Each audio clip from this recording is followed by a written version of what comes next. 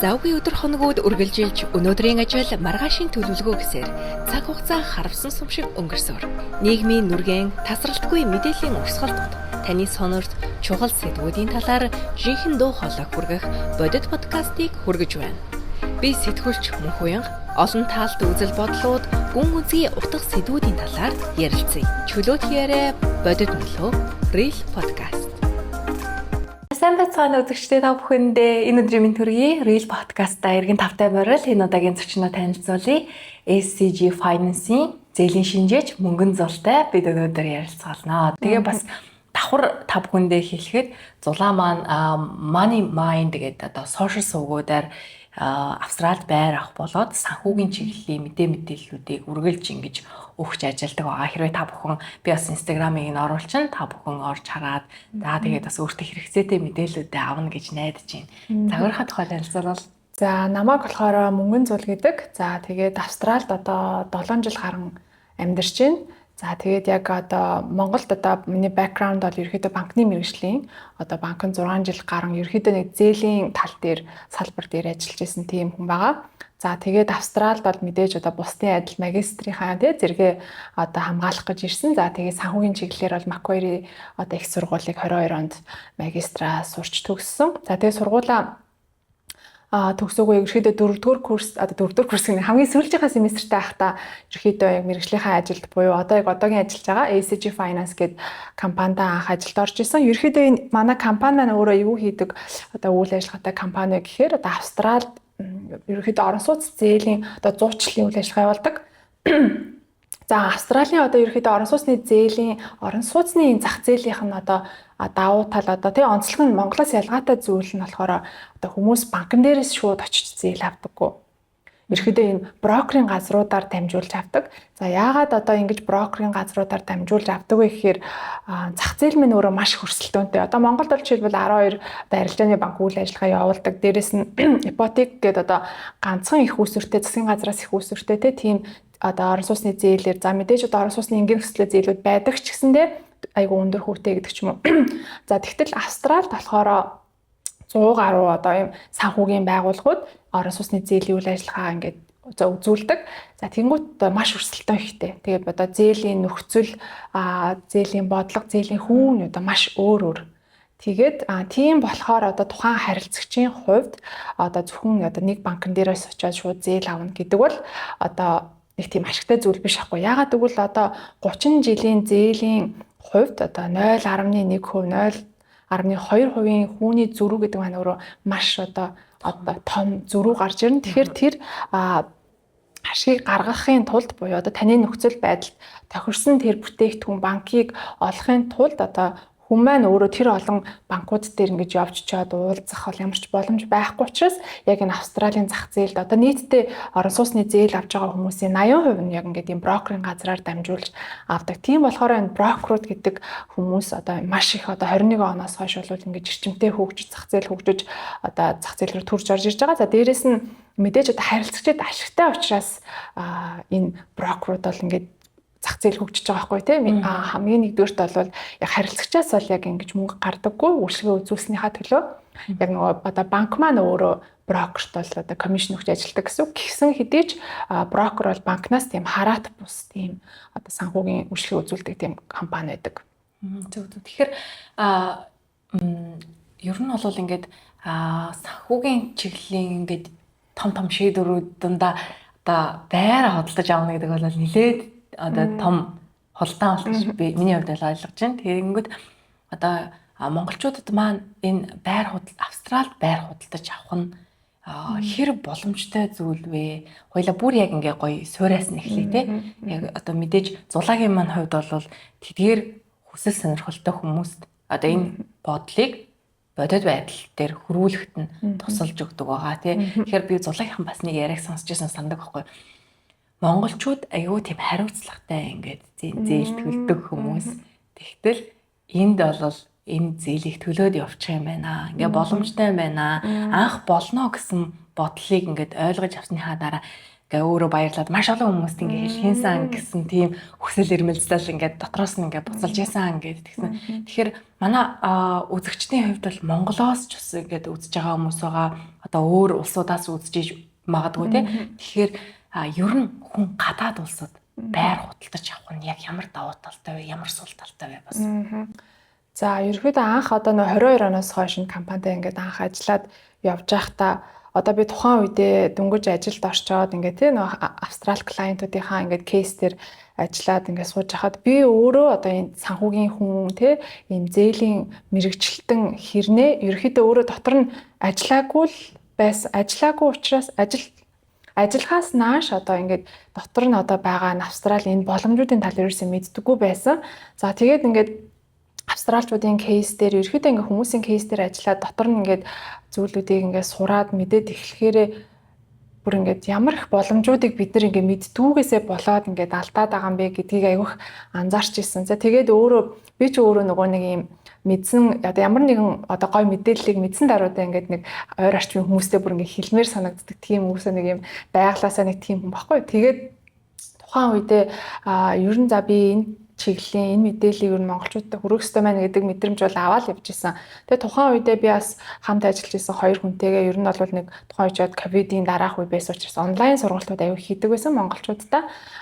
За ингээд Австрали байр авахд иймэрхүү зүйлийг анхаараарай гэдэг ч юм уу. Тэгэж явж байгаа сая 2 жилийн өмнө яг жинхнээсээ одоо яг нэг сошиал хаяг хөгжүүлээд Money Minds гэдэг юм хаяг хөгжүүлээд түүгээрээ олвол ингээд энгийн те үг хэллэгээр тэгээд одоо жижиг шажиг одоо тийм зүйлүүдийг давуу талтай те ингүүл ингээрээ гэсэн одоо тийм хак одоо тийм одоо юу зөвлөгөөнүүдийг ингэж хүргэж эхэлсэн. Яг тэрнээс эхлээд болвол яг манай монголчуудад бас тий одоо яг одоо санаанд нь бууж ирсэн гэдэг ч юм уу тий ер нь ийм боломжтой байна гэдэг бид нар ч одоо мэдээлэлтэй байх юм бол зөв шийдвэр гаргана шүү дээ тий тэгэж эхэлсэн гэж би бас харж байгаа. Тэгээд би нөгөө тийм ерөөхдөө нөгөө манай монголчууд чинь одоо бид нар мэдж байгаа түрээс төлөөл ингээл амьдарч чинь тэгээд түрээсийн мөнгөө төлөхтөө хүртэл одоо маш хариуцлагатай яг ингээд цаг тухайдаа төлдөг. Ер нь бусад орны одоо олон улсын хүмүүсээс харьцуулах юм бол бид нар бол маш юм хариуцлага өндөртэй хүмүүс байдаг. Ерөөхдөө нөгөө real estate agent-ууд яг монголчууд гэхээр аягүй сайн мэддэг байхгүй юу? Монгол хүмүүс гэхээр аягүй тийм хариуцлагатай хүмүүс гэдэг мэддэг. Тэгэнгүүт бид нар энд ингээд түрээсийн төлбөр ингээд төлөөд явж л байгаа бол тэр зээлийг бол ингээд төлөөд явж чаднаа гэдэг одоо тийм мессеж дээр өгч ирсэн. За мэдээж одоо би ч өөрөө нөгөө юм айгүй одоо банк суурьтай хүн болохоор айгүй тийм эрсдэл бас ингэж айгүй хардаг. Одоо ингээл баруун солгоогүй за байр аваарай гэдэг яг ингэж бас хүмүүс бас зөвлөдөггүй. Ерөнхийдөө мэдээж хүн чинь ингээд нөгөө санхүүгийн нөхцөл байдлаа өөрийнхөө хэмжээнд яг ямар хуу байна вэ гэдгээ дүн шинжилгээгээ хийчихэд тэр чинь мэдээж том шийдвэр шүү дээ. Байрны зээл, байр худалдаж авах гэдэг. Тийм болохоор яг нөгөө энэ танд одоо нөгөө харилцагч нартай л одоо мэдээж янз бүр яг иймэрхүү нөхцөл байдалд тавал одоо зүгээр шүү. Ийм зүйлүүдийг бас бодолцож үзээрэй гэдэг ч юм уу. Тэр байдлаас нь агиох зөвлөдөг. За ерөнхийдөө нөгөө монголчуудаа одоо ингээд яг хэлэхэд бол мэдээж одоо урт хугацаанд Австрали улсад одоо амьдран суух төлөвлөгөөтэй те зорилготой тийм хүмүүс маань ахын бол одоо бид нар чинь одоо өрхийн сарын зардлын дийлэн хувийг одоо байрны зардал буюу одоо түрээсийн зардал эзэлж идэг. Тийм учраас одоо нэгэнтэл хизээ нэгэн цагт байр одоо орон сууц авна гэж бодож л байгаа бол одоо хугацаа алдахгүйгээр л ер нь авах боломжийг бас одоо судалж үзээсэй гэж боддог. Мэдээж Австралид одоо сургалтын визтэй амьдраад те одоо төгсөгчийн виз аваад ер нь их орн руугаа буцнаа гэж бодож ивэл бас айгүй сайн хугацаатай бодох хэрэгтэй. Яагаад гэвэл тэр хугацаа хэдэн жил байгаад байна. Гэтэл одоо нөгөө бид нар чинь байнгын оршин суух виз аваагүй байвал аяwych нэмэлт зардлууд өндөртэй. Тэгэхээр маш их өндөр одоо upfront cost буюу те эхлэлийн одоо худалдан авалтын зардал гаргаж одоо байрны зээл нь хамрагдаж байгаа. Гэтэл одоо 5 жилийн дараа та Монгол руугаа явхаар болчих юм бол те одоо тэр гаргасан зардлаа нөхөж авч чадах уугүй юу гэдэг ч юм бас айгүй асуудалтай шүү дээ. Тэрийг айгүй сайн одоо нухацтай бодож шийдвэр гаргаарай гэж би ерөнхийдөө зөвлөдөг. Мэдээж тэгж одоо тооцоол гаргахт нь бол би мэдээж тусалцаа асуудаг. Одоо ингээд байр худалдаж авахд хамгийн наад зах нь одоо хүмүүсээс одоо юу шаардлагатай байдаг вэ? Ялангуяа нөгөө банкн дээр очиод зээл авдаггүй гэж юм. Мэдээж судалгаанаас л эхлэх байх л да тий. Байраа сонгоно, судлан сонирхно. За тэгэнгүүтээ өөрийнх нь нөөц бололцоо ямар байна? Тэгэнгүүт одоо тэр нөөц бололцооноос цаана ингээ үлдэж байгаа тэр одоо орон зайг нөхөх зээл рүүгээ дараагийн шатны одоо бодлууд нь явах бах. Ерөнхийн энэ процессын энэ зураглалын тайлбарлаж өгвөл яаж явах вэ? За ерөнхийдөө ерөнхийдөө нэг юм хоёр тооцоол хийгддэг юм уу? За хамгийн ихний тооцоол нь сая хэлнэ upfront cost буюу одоо хамгийн анх байрыг худалдаж авахд ямар зардлууд гарах вэ те түүнийгээ одоо бид нарт одоо санхүүгийн чадамж хэр байна вэ гэдгийг бодолцож үзэх хэрэгтэй. За түүнд ямар зардлууд гарах вэ гэхээр энэ бол яг нөгөө визний нөхцлөөс хамаарч бас гарч байгаа. За манай монголчууд бол одоо сүүлийн жилүүдэд бол маш ихээр ерөнхийдөө байнгын оршин суух виз авч байгаа надад мэдрэгдэж байна л да. За хэрвээ байнгын оршин суугч болвол ерөөхдөө нэг Австралийн засгийн газар чинь одоо энтхийнхаа иргэн болоод те PR визтэй хүмүүсээ эхнийхээ байрыг худалдаж авахд нь айгүйх дэмжлэг үзүүлдэг. Ерөөхдөө одоо манай Монголд ч гэсэндээ ипотекжуулах хаян гэдэг ч юм уу тэгэж айгүйх нөгөө өнгөлтүүд байдаг шиг энд ч гэсэндээ тийм одоо урьдчилгаа төлбөр дээр нь мэдээж одоо дөнгөлөлт үзүүлж байна те жишээлбэл 5% урьдчилгаагаа төлөөд байранд орох боломжийг олгож байна. За тэгээд нөгөө stamp duty буюу одоо тэмдэгтийн хураамж гэдэг том татвар байдаг.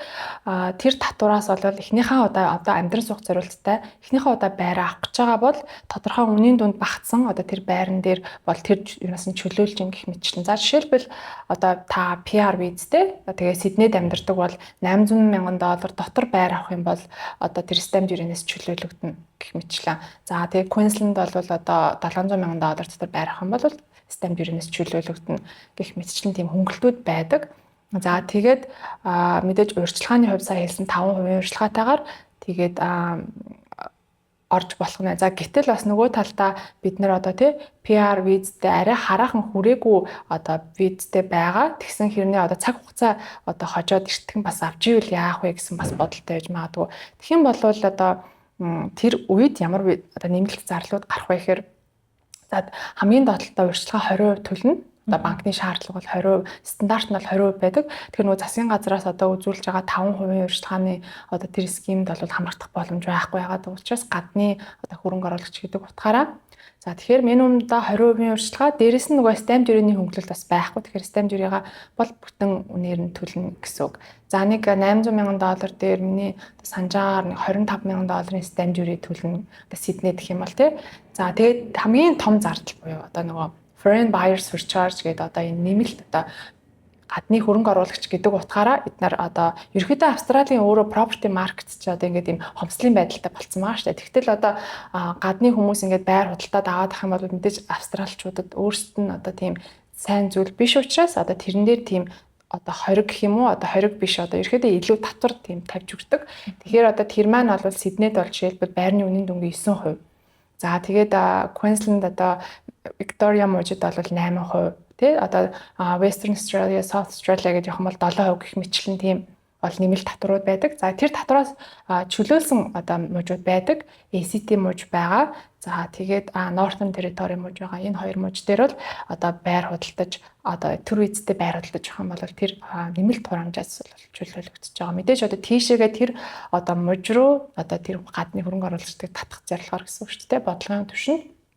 За тэгэхээр одоо хоёулаа саяны сүүлд ярьсан PR виз арай хүрээг байгаа төр визтэй за жишээ нь 482 визтэй ч юм уу тийм хүмүүст бол 20% урьдчилгаа гарах нь байна. Stamp duty нэг 4% stamp duty тэмдэгтийн хураамж гарах нь байна. Нэмэлт одоо тийм 7-9% одоо нэмэлт татварын хураамж гарах нь байна. За тэгээд дээрэс нэг FIRB гэдэг одоо тэр нэг гадны иргэн байр авахд одоо зөвшөөрөл авах тийм application fee нэг $15,100 сая дотор бол гээд ер нь нэг дунджаар 13-аас 14% татвар дээр нэмэх нь 20% урьдчилгаа гэхээр 33-аас 34% одоо мөнгөтэй байх юм бол авах боломжтой. Тэгэхээр ерөөхдөө бол тийм бага тоо биш. Тийм учраас түүнийгээ одоо айгуу сайн бодорой гэдэг. Мэдээж урт хугацаанд одоо PR виз рүү одоо ерөнхийдөө хөрвөн тодорхой одоо боломж нь нэгдсэн хүмүүсийн хувьд одоо 3 жил гарны дараа PR визээр нь авчна гэж үзчихвэл 3 жил хагасын хугацааг хүлээх үү эсвэл одоо тэр байгаа хэмжээний тэр саяны 30% төлөөд авбал ашигтай юу гэдэг тэр харьцуултыг хийж үзэх хэрэгтэй. Яагаад гэвэл Австралийн нөгөө үйл хөдлөх хөрөнгөний зах зээлч одоо айгүйх нөгөө савлгаатай байдаг 3 жилийн дараах байрны үн гихчлэн өнөөдөр харж байгаа хүнээс одоо ингээд аваа явчихдаг те жил болгоно ингээд хуваар өсөө явж идэг. Дээрээс нь бид нар тэр 3 жил гарсан хугацаанд чинь туризмын зардлаас гараад байгаа тий. Гэх мэтчлэн нөгөө юм тийм факторуудыг бас айгүй үзэх хэрэгтэй. Тэгэхээр хамгийн ихний сая ярьсан upfront cost буюу тэр байрыг худалдаж авахд гарч байгаа зардлаа бид нар ингээд санхүүгийн одоо чадамж маань хүрж гин үү гэдгийг харчих хэрэгтэй. За хоёрдугаарх нөгөө одоо шинжилгээ маань болохоор мэдээж эргэн төлөлтийн тий буюу одоо нөгөө үр орлогын харьцаа гэдэг чинь манай монголоор тий тэрийг даах хэмжээний орлоготой юу гэдгээ бас айгүй бодож үзэх хэрэгтэй. Яг одоо эргэн төлөлтөө бодох юм бол би өнөөдөр ингээд түрээслээ те сарда одоо манайх жишээлбэл ингээд 7 хоногтоо 7 хоногтоо $700 одоо түрээс төлж илаа гэхэд зээлэнд орлоо гэвэл 7 хоногтоо зээлэндээ 700-аас арай жоохон өндөр хэмжээний зээлэнд ингээд эргэн төлөлт хийж байгаа байхгүй. Тэгтэл дахиад дээрээс нь нэмээд бидний одоо лендлордоос гардаг одоо мөнгнүүд чинь бидний карманаас гарна шүү дээ. Одоо нөгөө усны төлбөр за тэгээ нөгөө страта сүүхийн төлбөр гэх мэтлэн. Тэгэхээр тэдрийгээ бас аягүй сайн бодолцож одоо санхүүгийн одоо сарын өрхийн одоо тэр санхүү маань даах хэмжээний байна уу гэдгийг аягүй сайн бодож үзэх хэрэгтэй. Гэтэл одоо мэдээж одоо би 3 жилийн дараа хэрвээ байр авах гэж байгаа бол өнөөдөр бол мэдээж 3 жилийн тэр дараах одоо үнэтэй байрыг аваад 3 жилийн хугацаанд түрээс төлж байхын оронд би өнөөдөр байр авах шийдвэр одоо гарах уу гэдэг дээр л бас бодож байгаа байхгүй тий. Хэрвээ одоо жил гарны дараа хэрвээ виз одоо PR руу шилжих гээд байгаа бол жоохон хүлээчих болж байгаа юм. Яагаад гэвэл тэртээ жил хагас дотор хэд арай харцсангуу одоо тэр тооны зөрүү маань арай жоохон бага болно л да. Тэгэхээр ингээд нөгөө энгийн ойлголт юм шиг хүртлөөсөө маш олон цооны зөрүү орж ирж байна тий. Тэгэхээр нөгөө яг өмнө нь бас хоёлаа ярьжсэн шиг энэ нь зөв энэ нь буруу гэж хэлэхэд бол маш юм барьцгүй ойлголт байгаа даа тий. Өргөн хэмжээний. Тийм. Яг айл өрхийн одоо зорилго гэж юм байгаа тий. Ирээдүйн одоо төлөвлөгөө за тэгээ санхүүгийн чадамж гэд бүх зүйлүүд өөрөөр учраас энэ бол яалтчгүй зүгээр нэг болно болохгүй гэсэн тийм зүйл биш. Учраас нөгөө хүмүүс маань одоо надтай нэг одоо яг одоо ховчилсан зөвлөгөөгөр бол яг ерөөхдөө дүр зурх гардаг. Би бол яг нөгөө монголчуудаа за над руу инстаграмаар холбогдож байгаа. За тэгээд яг нөгөө тухайн өрхийн одоо тий орлого дээр тохирсон мэдээж нөгөө хамгийн дээдлээ хэдийн зээл авах боломжтой гэдгээс нь бүх юм эхлэн штэ тий. Тэр чинь бол яг хэдийн байр авах боломжтой ингээд гаргаад ирж байгаа. Тэр бүх нөгөө тооцоолол нарийн юм дээр нь сайхан зөвлөөд ингээд ярилцсан явчихдаг байхгүй. Тэгэхээр хүнд яг нөгөө юм за ерөөхдөө манай одоо санхүү дээр бол болох юм байх шүү гэсэн ойлголт авч болно. За арай жоохон нэлээд чанга юм байна да гэсэн ойлголт авахаар нөгөө цаашдаа шийдвэр гаргахад аягүй амар болчихдог. Тэгэхээр нөгөө Монголд байгаа хүмүүсийн нийтлэг хэв шинжийн гэх юм бол нэгээс дээш энэ үйл хөдлөхтэй тий. Тэгээд тэрийгээ ингээд нэгийг авчвал дараагийнх нь амар болдогч гэдэг юм уу зүгээр ер нь хааж авсан тий. Тэгээд үүсгэл хөрөнгийн ингээд шийдчихээр дараагийнхын одоо үйл хөдлөхүүд нь түрээсийнхаа хөрөнгөөр өөрийгөө ингээд нөгөө төлөх байдлаар явцдаг нэг тиймэрхүү нэг юм тогтолцоо нийтлэг харагддаг штеп. Тэгэхээр тэр байдал энэ одоо Австралийн хөрсөн дээр хэр бодог байна. Тэр би нөгөө нэг анх ажилд орчвол нэг амар ингээл хүүшээ нэг хэлхийн сан гэл нэг тэр яг зүйл бол Австралийн одоо орон сууцны энэ банкны систем нь өөрөө амар өөрөөр ажилладаг Монголоос.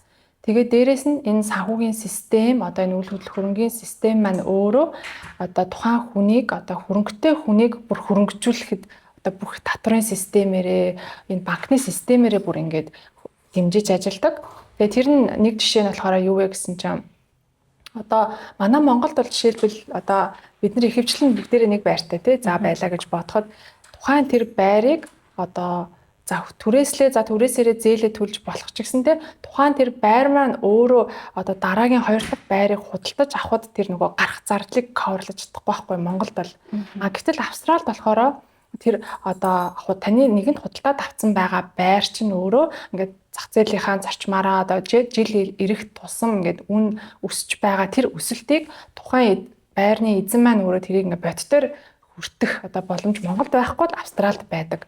За би жишээн дээр амар ойлгомжтой тайлбарлах юм бол ерөөхдөө за та ингээд $800,000 тий эхнийхээ байрыг ингээд худалдаад авчлаа амьдран суух. Тэрэндээ одоо тэр байрандаа ингээд амьдардаг. За тэгээд одоо нөгөө нэг апартмент хэдэн хувь өсвөө хаус дээр бол өөр өөрөөр ингээд ерөөхдөө өсөлтийн хувьд нь өөр өөрөөр байдаг. За тэгээд дундаж за өсөлт нэг одоо 6%-аар өслөө гэж бодъё. Тэгэх юм бол за нэг ойролцоогоор 2-3 жил одоо ингээд тухайн байрандаа амьдраад зээлээ төлөө явж байгаа 2-3 жилийн дараа ойролцоогоор нэг за таны авсан 800-ийн байр чи 950,000 болоод ингээд өссөн байлаа гэж бодоход тэр 950,000 болцсон байгаа тэр зах зээлийн ханшаа одоо банкн дээр бодитоор нь үнэлүүлээд тэр одоо зээлийнхаа хэмжээг одоо дахиад өсгөөд авчих боломжтой байгаа байхгүй юу? Одоо Австралид нөгөө Монголд бол жишээлбэл орон сууцны зээл авна гэдэг маань өөрөө тэр байрыг худалдаж авахд л одоо боломжтой байдаг. Австралид болохоор яадаг вэ гэхээр тэр байраа худалдаад авсан ч гэсэндээ явцын дундаа буюу одоо тийм саяны жишээн дээр 3 жилийн дараа за 2 жилийн дараа тэр байраа барьцаалаад дахиад 30 жилийн одоо хугацаатай орон сууцны зээл авч болж байгаа байхгүй юу? Ерөөхдөө юм хоёр дахь дахин санхүүжилт гэдэг юм систем илүү дэлгэрсэн гэсэн үг. За тийм болохоор одоо нөгөө 950,000-ын өссөн тэр байраа банк нь 950-аар үнэлүүлээд 80% нь зээл аваад за тэнгуут 950,000-ийнх нь одоо тэр өнөөдрийн үнэлгээтэй болцсон байгаа байраа та тэр банкн дээр барьцаалаад одоо 760 буюу 80% нь 760,000-ын одоо зээлийн ингээ өсгөөд ингээ 30 жилээр дахиад зээл авчиж байгаа байхгүй.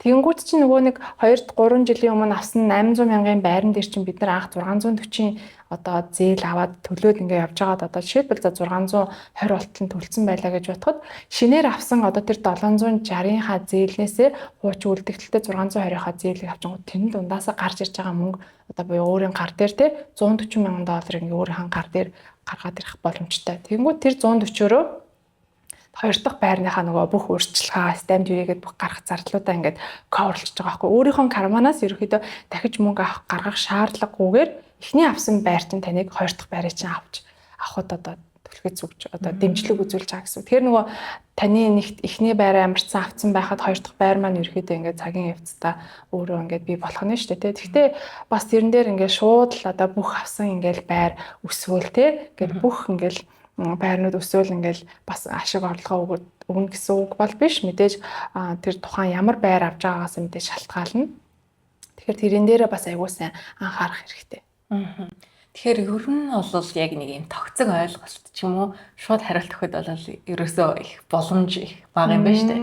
Яг нөгөө тухайн байрны болоод тухайн хүмүүсийнхаа санхүүгийн боломж болоод одоо нөгөө төлөвлөгөөн дээр нь суурилсан хүн болгон дээр өөр дүгнэлт тийм гарах юм байна. Тийм ч учраас яг ингээд юм одоо мэрэгжлийн үнийн хувьд тэгээд зөвлөгөө өгөөд явахаас өөр аргагүй байдаг юм байна те. Тэгэхээр тэгэхээр бол нөгөө монголчууд маань дараагийн байрыгаа ингээд зохицуулаад өөрийгөө нөгөө бие дагаад ганцхан гэдэг шиг явчих болохоор юм байна тийм. Тэрэн дээр австралчууд бол бүр яадаг энэ дээр яг ямар байр авах вэ гэдэг дээр бүр яг тийм buyer agent-үүд авч яг тэр нэгээ сонгуулж бүр яг бүх анализ энэ хийлэгдэг. Тэгжиж одоо нөгөө өөрөөштэй capital growth хаана байна? Одоо хаана ер нь 4-5 жил 10 жилийн тэр дэд бүтцийн бодлого хаана явагдах учраас одоо би хаана байр авал ашигтай вэ гэдэг дээр бүр юм тусдаа мэрэгчлэнүүдээр ингээд ажиллаулдаг л та. Зөв. Тийм хүмүүстэй суг ажиллачаад тэгээд дараагийн шатн дээр баг одоо зээлийнхаа хүмүүстэй уулзахаар болж байна уу? Эхлээд процессын хувьд яах вэ? Тийм, одоо процесс одоо ингээл байр ер нь авах бодол байгаа бол хаанаас эхлэх вэ гэдэг одоо хүмүүс маань одоо яаж болж иж магадгүй.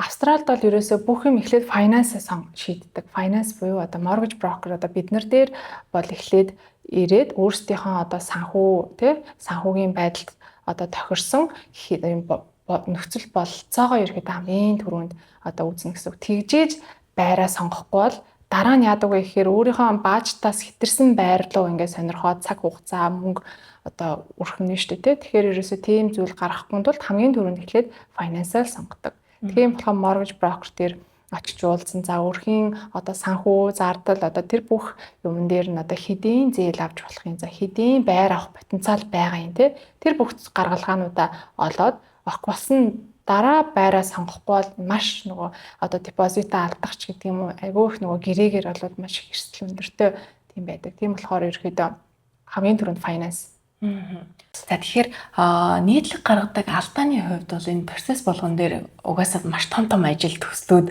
тийм дүр зургууд харагдаж байна л да сая тайлбарлаад өгсөн чинь. Тэгэхээр нийтлэг гаргадаг худалдаа авахчтай юм болоод энэ монголчуудын маань алдаа юун дээрээ байдаг вэ? Одоо ялангуяа яг саяны яриан дээрээс миний ойлгосон зүйл гэх юм бол визний нөхцөлтэйгээ уялдуулж төлөвлөгөө гаргахгүй байх нь угаасаа маш том юм үнийн дүн болоод алдагдлын зөрүүг бас хүлээх юм байна тийм.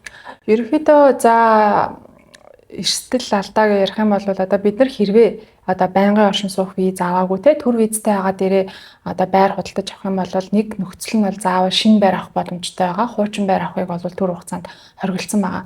За тэгэхээр нөгөө баригдаж байгаа байран дээр гэрээ хийх одоо юмнууд үүснэ. Тохиолдлуудыг үүсчээ. Тэрэн дээр айгүйх нөгөө хугацаагаа айгүй сайн тооцоолох хэрэгтэй. Яагаад гэвэл бидний виз чинь дуусах хугацаатай тий. Тэгтэл банкуд бол одоо шаардлага нь юу байдаг вэ гэхээр банкнаас зээл авах одоо үедээ буюу тухайн байр чинь одоо байранд ашиглалтанд орох үедээ зээл авна шүү дээ. Тэр зээл авах үедээ таны визний хугацаа 12 сараас дээш хугацаанд хүчинтэй байх ёстой гэсэн үг. Тэгэхээр одоо та байрны гэрээ хийх гэж байгаа бол тухайн байр маань за жилийн дараа ашиглалтанд орох байр байлаа гэж бодъё 27 оны 2 сард тий. Тэгтэл 27 оны 2 сард та зээлээ авах үед таны виз одоо 28 оны 2 сараас хойшоогоо дуусах хугацаатай байж иж одоо шаардлага хангаж байгааз.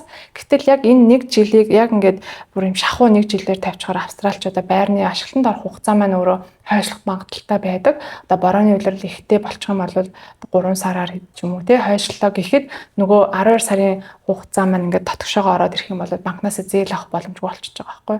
Тэрэн дээр айгүй их эрсдэл гарах учраас тэр визний хугацааг ерөөсөө тэр худалдаж авч байгаа байрныхаа тэр completion date буюу ашиглалтанд орох үедээ айгүй сайн нарийн одоо тусгах хэрэгтэй. Яагаад гэвэл одоо яг team of the plan буюу ашиглалтанд баригдаж байгаа байрны гэрээ хийх үед чинь яг өнөөдөр та банкнаас одоо pre-approval авъя гэхээр одоо яг team тохиромжтой биш. Яагаад гэвэл бүр жил 2 жилийн дараа зээл нь олгох байран дээр хүмүүс чинь одоо банк pre-approval олохгүй шүү дээ тий. Тийм болохоор ерөнхий эхний байдлаар тэгтээ тийм байлаа гэд финансаа бас эхний байдлаараа ингээд болцоотой юу гэдгийг айгуу сайн одоо брокерууд дээр ингэж уулзаж яг ян там болгосны дараа тэр гэрээн дээр гар ус зурхгүй бол айгүй тийм эрсдэл өндөртэй депозит алдах ч гэдэг юм уу. Тэр бол хамгийн нэгдүгээрт одоо гарч байгаа ерөнхий үзэгдэл байгаад байгаа. За тэгээд дараа нь бол ерөнхийдөө нөгөө нэг одоо Монголд ч бай, Австралид ч бай ер нь банк өөрөө тухайн худалдаж авч байгаа байрыг бол үнэлдэг. За яг нь Австралийн одоо банкуудын үнэлгээний систем бол Монголыг ботход харьцангуй одоо яг арай бодиттой. Манай Монголд бол яг нөгөө тодорхой заавал бууруулж үнэлэх гэсэн тийм тодорхой шалгуур байгаад байдаг. Тэгэхээр Австралид бол ерөнхийдөө бас худалдаж авах үнээр үнэлэх ер нь бол элбэг тохиолдолтой. Гэхдээ ерөнхийдөө нөгөө банкуудын өөрсдийнх нь эрсдлийн үнэлэмжийн одоо юунаас хамаарат тэр тухайн байр маань одоо банк үнэлгээ нь одоо буураад гарчих магадaltaй гэсэн үг байхгүй.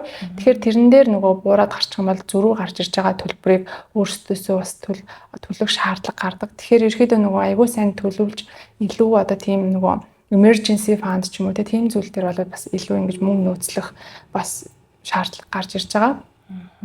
За тэгээд дараа нь гэх юм бол ерөөхдөө нөгөө ми тань түрүүнд хэлсэн шууд банкн дээр одоо жишээлбэл бид нэр айгүйх нөгөө Commonwealth банкны одоо харилцагч нар байдаг те тэгэл шууд бодож иж магадгүй та шууд банкн дээр очиж уулзаад эдийн зээл авч болохоор ингээл уулзаж болно. Гэхдээ тэр бол яг нөгөө ашигтай одоо холбоор биш байхгүй юу? Одоо банкны салбар дээр очлоо гэж бодоход тухайн банкны салбар бол яг нөгөө банкныхаа байгаа бүтээгдэхүүнээ л танд борлуулж одоо санал болгоно. Гэтэл брокер дээр юу явагддаг вэ гэхээр бид нар бүр ингээд айгүй олон ийм лендерүүдийг хооронд нь харьцуулж агаад хооронд нь бараг нөгөө үн харилцуулна гэдэг шиг хүүний хувь хэмжээгээр нь ингээд одоо дискаунт авч нөгөө харилцагчийн одоо хүүг бууруулж идэг. Дээрээс нь яг тухайн банкны одоо нөгөө төв сад төвтэй нэттэй холбогддог учраас илүү их эрх мэдэлтэй хүмүүстэй илүү холбогддог гэсэн. Тэгэхээр болвол ашигтай талаа харах юм бол брокер дээр очих нь илүү ашигтай байдаг.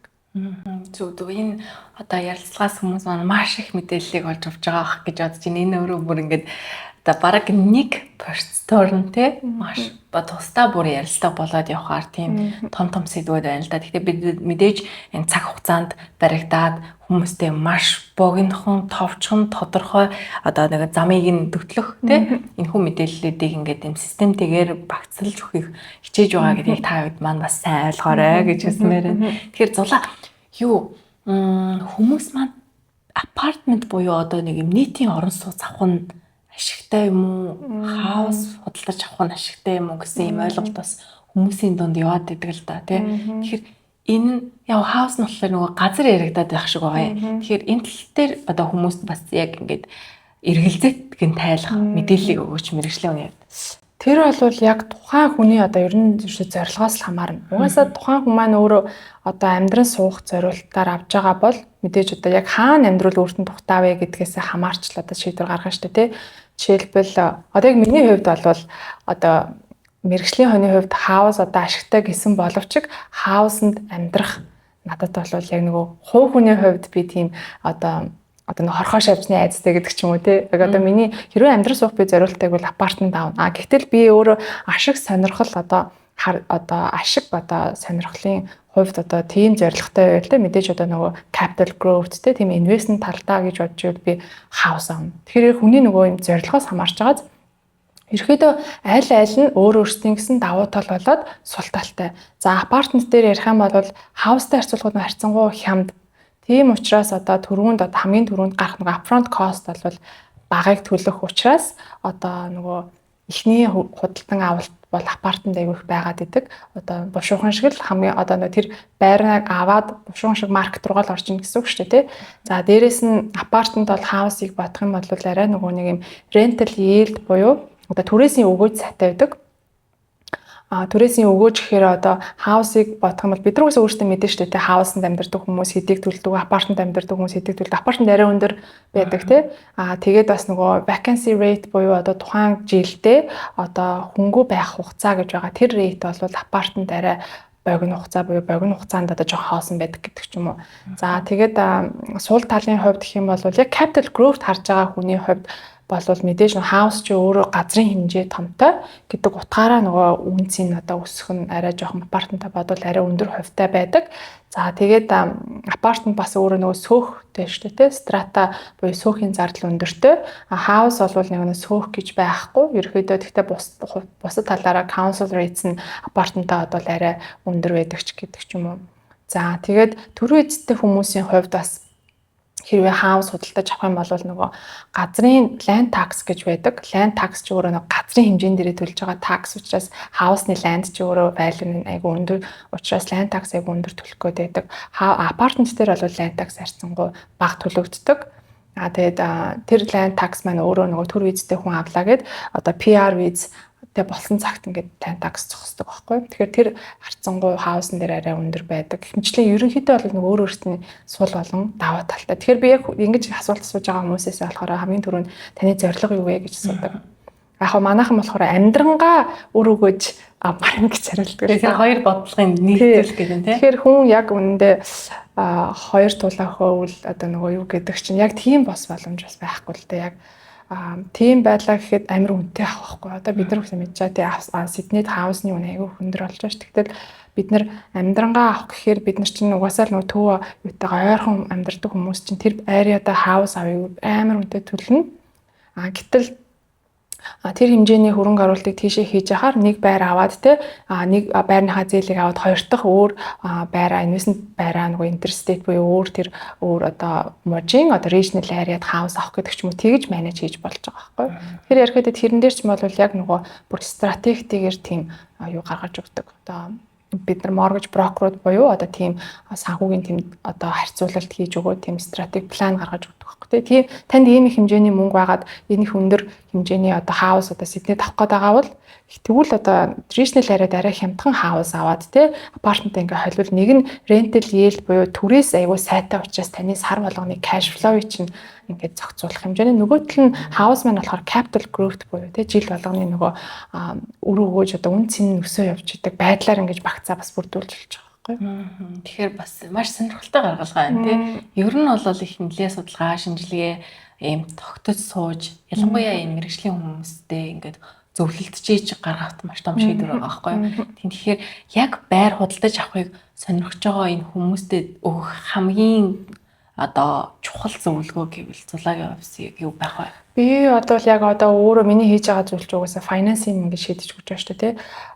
Яг одоо Австралид одоо энэ олон байртай болох байрыг худалдаж авахд гол одоо түлхүүр бол угаасаа яг энэ брокерууд байхгүй юу? Брокерууд чинь таны финансыг тий яаж менеж хийж яаж харуулбал одоо таны зээлжих чадварыг чинь одоо арай банкнд одоо арай өндөр харуулах уу гэдгийг ч одоо бүх гаргалгаануудыг гаргаж байгаа учраас финансыг одоо ингэж шийдэж өгөх нь одоо брокерууд дээрээс одоо энэ стратегийг гаргуулах нь ерөөсөө хамгийн одоо best алхам гэж үздэг.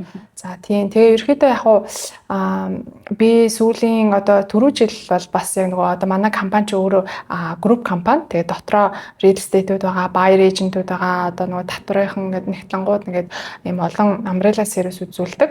Тэгээ би ерөөхдөө нөгөө 25 түрүү жил бол бас яг одоо энэ австралчуудын яг инвестмент одоо тий хөрөнгө оруулалтын уруухан яаж одоо энэ байр олон байртай болоод байна гэдэг талаас нь ерөөхдөө энэ investment одоо respective талаас нь нөө buyer agent-үүдээсээ тийм сургалт бас ингэж авч өгсөн л тоо манай монголчуудаас бас суусан.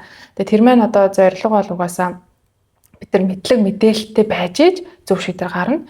Тэгэхээр бас амьдран суухаас гадна бид нар одоо яг ингэж үнэтэй мөнгө төлөөд бас зөвхөн амьдран суухаас гадна нөгөө талдаа бас л ойлгомжтой шүү дээ. Бас ийм өрөөгөө цайтай инвестмент харж л байгаа учраас бас тэр талын мэдлэг мэдээллийг бас ингэж авч явах нь аягүй зүйтэй байна гэдэг утгаараа тэгж сургалтаас орсон. Тэрүүгээр бол бас би бол өөрөө бас ингэж мэдээлэл зах зээлийнх нь мэдээллийг бол ингэж маш сайн хийж мэдээж тэр buyer agent-үүд бол бас жоохон юутай байдаг одоо төлбөртэй гэж хэлсэн дээ. Гадуур бол 15-18 мянган төлбөр төлөөд хүмүүс тэр байраа сонгуулж штэ. Тэгтэл тэр чинь одоо тэр хоёр өөр байр одоо байлаа гэж бодоход аль байр нь одоо хэдийн өсөлт одоо хэдхэн сарын дотор 50-60 мянгаар өсөх байрыг авахын тулд тэр 10 мянган долларыг тэн төлөөд байгаа байхгүй тий. Тэгэхээр бас тиймэрхүү buyer agent-ийн сервис бас аягүй сонирхолтой байна гэдгийг бас ер нь бол өөрөө ойлгож авсан. За тэгэхээр маш хэрэгтэй мэдээллүүдийг зөвлөхөөг тийм чухал ойлголтуудыг өгсөн зулаадаа маш их баярлалаа. Энэ бол их өвөөжтэй. За тэгээд хүний амьдралдаа хийх маш том сонголтод нь төлөө золсон. За тэгээд сонголтоо хийхэд нь одоо бас ингээ харьцуулж бодох нэгийг бодож хоёрыг тунгаах юм гаргалгаануудыг зөндөө хийж өгсөн. Маш их баярлалаа. Ингээд зулаагаасаа үргэлжлүүлээд мэдээлэл авъя гэвэл яаж холбогдох вэ? Ер нь бол яг энэ мэрэгжлийн энэ зөвлөгөөнүүдээ хүмүүстэй ямар байдлаар өгч байгаа вэ? Ялангуяа манай ярилцлагыг сонсоод энэ чиглэлийн одоо бодол өөртөө тээж яваа хүмүүс маань дараагийн алхмаа бодож байгаа, эргэлзэж байгаа хүмүүст маань яг энэ охинтой холбогдчихсан гэж асуудаж байж магадгүй. Ямар байдлаар энэ үйлчлэгээ үзүүлдэг? За манай компани бол угаасаа Сидней based. Тэгвэл болвол манахаас одоо яг 22 оноос хойш би ерөөхдөө монголчуудаас ингээ байр авахт нь зээлийн ингээд олж өгж байгаа тий. Тэгээд бусад бүх мужуудаас бол манай харилцагч нар байдаг. За Сиднейд байгаа бол та надтай угаасаа бичлээд уулзах боломж бас байгаа. За тэгээд мэдээж манайхан ч одоо нөгөө завгүй ажилтай байдаг учраас ажлын бус цагаар уулзах хэрэгтэй гарна тий. Тэнгүүт би бас зумээр уулзч болж байгаа. За тэгээд бусад мужууд байдаг хүмүүс бол бас онлайнаар уцаар зөвлөгөө авч болно, зумээр уулзч болно. Ерөөдөө бас бүх айгуу тийм уян хатан байхыг аяг хичээж байгаа. За тэгэхээр над руу бол нөгөө Money Minds гэдэг одоо Instagram хаягн дээрээ би илүү идэвхтэй байдаг. Тэгээ Instagram-аар бичээл ерөнхийдөө ороод ирдэг те.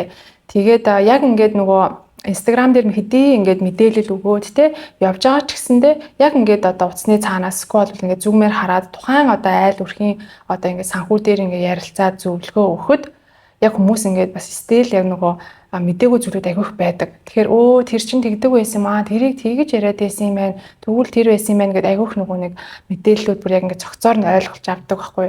Тэгэхээр ерөөдөө бас хэрвээ байр одоо сонирхож байгаа л бол ерөөдөө надтай заавал уулзаад үзэрэй гэж одоо хэлмээр байна. Тэрэн дээрээс бол яг нарийн одоо нөгөө тухайн хүнтэй холбогдох одоо бүхий л ямар арга замууд байгаа вэ гэдгийг би одоо нөгөө хайр найргуу гэдэг шиг л ерөнхийдөө зөвлөгөөгөө өгдөг.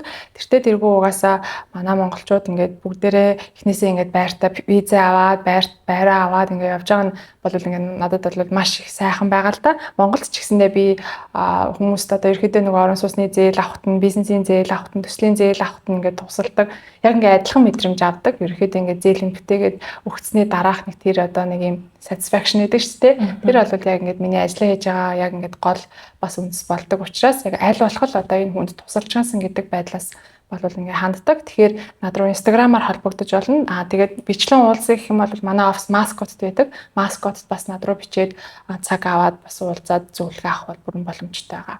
За баярлалаа. Тэгэхээр маш их хэрэгтэй мэдээллүүдийг өглөө. Тэгээд зулаадаа их баярлалаа. Тэгээд маш олон монголчуудыгаа одоо зөвхөн их орондоо биш те одоо бүр бие даасан төв улсад ингээд өөрсдийн гал голонтыг бодрахад нь ингээд тусалж зөвчийг болж явж байгаад нь баярлалаа. Цаашдаа ажилтнаас өндрөөс өндөр амжилтыг хүсье. Ингээд money mind-аараа зөвхөн энэ байр авах асуудал биш. Тухайн хүмүүсийн гэр бүлийн одоо энэ санхүүгийн одоо төлөвлөлт болоод тэрийг харж байгаа одоо нэг бүр том философи баг харагдаж байгаа тийм том ажил байгаа даа байхгүй. Тэгэхээр энэ том ажилд нь үнэхээр өндөр амжилт хүсье. Баярлалаа. За баярлалаа. Тэгээд за тэгээ хэрэгтэй мэдээлэл байх юм бол над руу бичээд холбогдороо нээлттэй шүү. За баярлалаа ингээд урьж оролцуулсанд. За баярлалаа. Real podcast-ийн дугаар энэ хүрээд өндөрлөж байна. За бидэнтэй өнөөдөр SCG Finance-ийн зээлийн шинжээч Money Minds-ийн үүсгэн байгуулагч Зулаа маань мөнгөн зул маань оролцлоо. Дараагийн дугаар хүртэл баяртай. Та бүхэн маань хэрэгтэй мэдээлэл авах юм бол түүний сошиал хаягуудаар нь холбогдоод бас өөрсдийнхөө бодлыг одоо бодит биелэл рүү хувирахад нь дараагийн алхам хийгээрэй гэж хүсэн байна. За дараагийн дугаарт баяртай. Баяртай. Завгүй өдөр хоногуд үргэлжилж өнөөдрийн ажил маргаашийн төлөвлөгөө гэсээр цаг хугацаа харавсан сум шиг өнгөрсөөр нийгмийн нүргэн тасралтгүй мэдээллийн урсгалууд таны сонорт чухал сэдвүүдийн талаар жинхэнэ дуу хоолой хүргэх бодит подкастыг хүргэж байна. Би сэтгүүлч Мөнхуянга олон таалт үзэл бодлууд гүн үзгий утга сэдвүүдийн талаар ярилцъя. Чөлөөт яриа бодит мөлөө Real podcast.